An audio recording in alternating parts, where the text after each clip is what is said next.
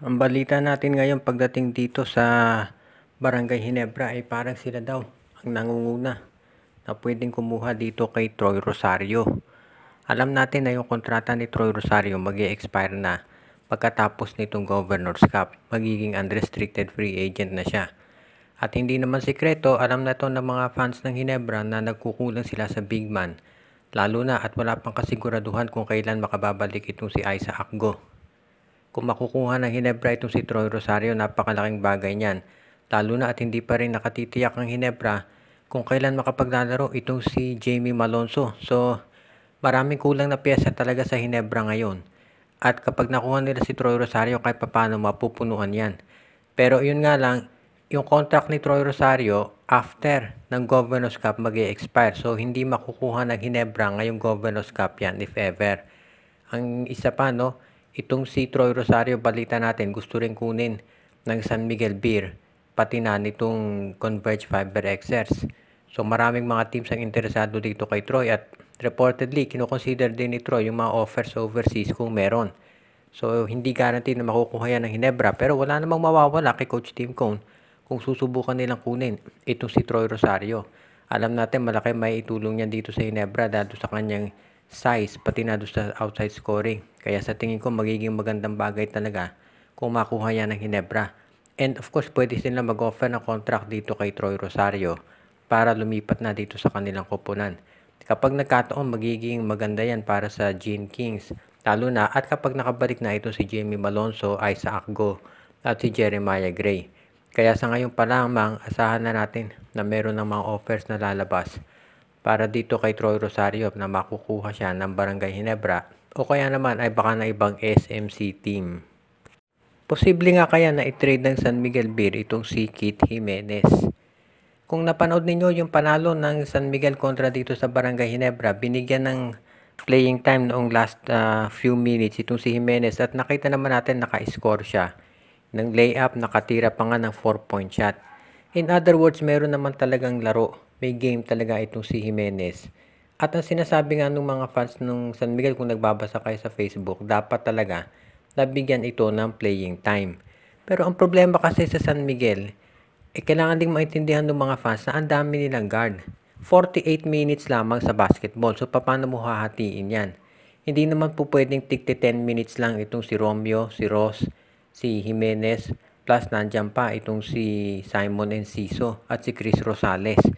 Dahil syempre yung mga starter, kinakailangan niya ng maraming minuto para magamay doon sa sistema. Dahil kapag nagiinit yung player, hindi mo naman pwedeng basta ilalabas yan. Kaya sa tingin ko, yan talaga problema. Masyadong maraming guards ang San Miguel. Ganyan din, itong mangyayari dito kay Keith Jimenez, yung nangyari kay Paul Samar. Kinuha ng San Miguel, hindi naman nagamit. So, kahit na sabihin natin, isa doon sa mga fan favorites talaga itong si Keith Jimenez. Pero, para sa karera ni Keith mismo, mas maganda siguro kung ito'y ma-transfer sa ibang koponan. Dahil nakita naman natin may talent siya talaga. Ngayon, depende na yan kay Keith kung magre-request siya na ma-trade. Kung magre-request siya, malamang papayagan ng SMB. Pero depende na rin yan kasi kung ano magiging sitwasyon dito. Kasi hindi pa natin natitiyak baka itong si Simon Enciso ay ma-trade. Nakita nga natin si Chris Rosales maganda performance, hindi nabibigyan ng maraming minuto dahil nga ang nagiging main point guard ng San Miguel talaga si Chris Ross at si Terence Romeo. Well, ganyan talaga. Kung bibigyan mo ng minuto ito si Chris Ross bilang top point guard plus si Terence Romeo at nandiyan pa si Chris Rosales, wala na talaga para kay Keith. Pumasok sa height limit yung bagong import ng Converge Fiber Xers itong si Jalen Jones at yan na ang gagamitin nila. Alam naman natin na wala ka na mahihiling pa talaga dito kay Scottie Hobson yung import nila. Kaya lang nagka-injury so napilitan talaga itong Converge na ito ay palitan. At ngayon mukhang kinakailangan talaga na palitan na nila to. Dahil, well actually, pinalitan na nila. At itong si Jalen Jones, yan ang magiging bago nilang import. Kaya pwede nating masabi na sa ngayon, kinakailangan natin talaga na itong Convert Fiber Xs tignan kung maging tama yung pagkuha nila dito kay Jalen Jones. There's no question naman na kailangan talaga nilang palitan itong si Scottie Hobson dahil nagka-injury. Pero hindi pa natin alam kung gaano kahusay ang magiging performance nitong si Jalen Jones. Pero based dito sa track record naman nitong Converge Fiber Xs, mahusay naman talaga sila kumuha ng mga import.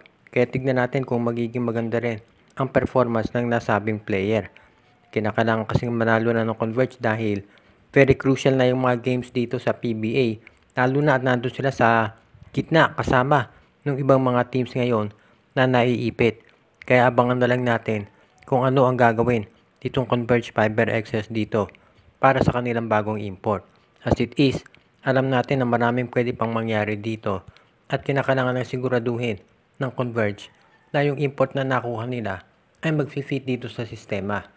As it is, alam natin na hindi pa rin 100% itong si Justin Arana, kaya medyo magiging heavy yung load ng kanilang import.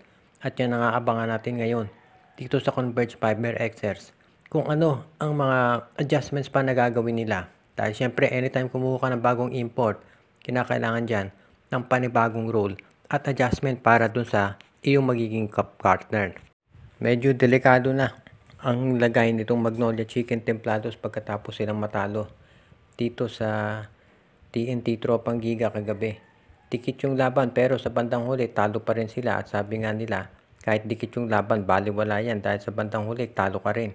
At ngayon kinakailangan talaga i-considera nitong Magnolia Chicken Templados ay kung anong gagawin nila sa kanilang lineup. Mahusay naman ito si Shabazz Muhammad, 30.17 rebounds. Ano pa ba ang hihilingin mo sa ganyang klaseng player?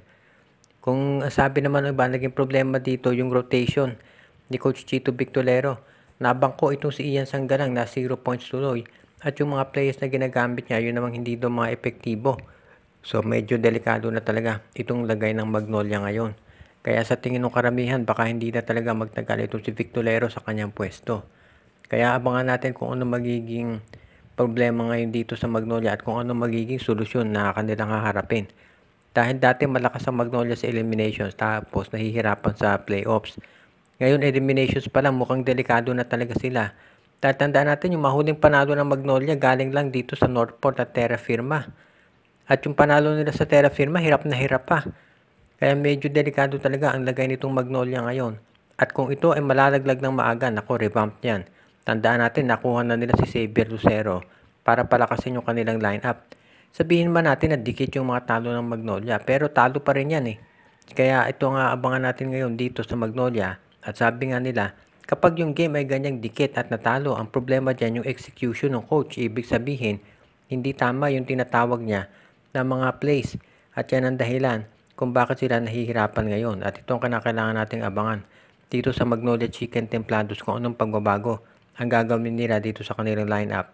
Lalo na ngayon at mukhang kinakailangan talaga ng mga major na adjustments na gagawin. Shoutout kay Joseph Pineda, RG Bueno Odalina Family, Jonel Alagon, Celino Valles, pati na rin kay Alicia Garcia, Malyari Mascareñas, Anthony Alon Family, Joshua Giray, Espejo at Rosales Family, Edwin Carmona Jr., Ireneo Salangsang, si Juan Solegue, si Junjun Angie, Patpat at Biboy Matas, si Mitch Bagares, Lolito Kakayon, pati na ang iba pa nating mga taga-subaybay katulad ni Ireneo Salangsang.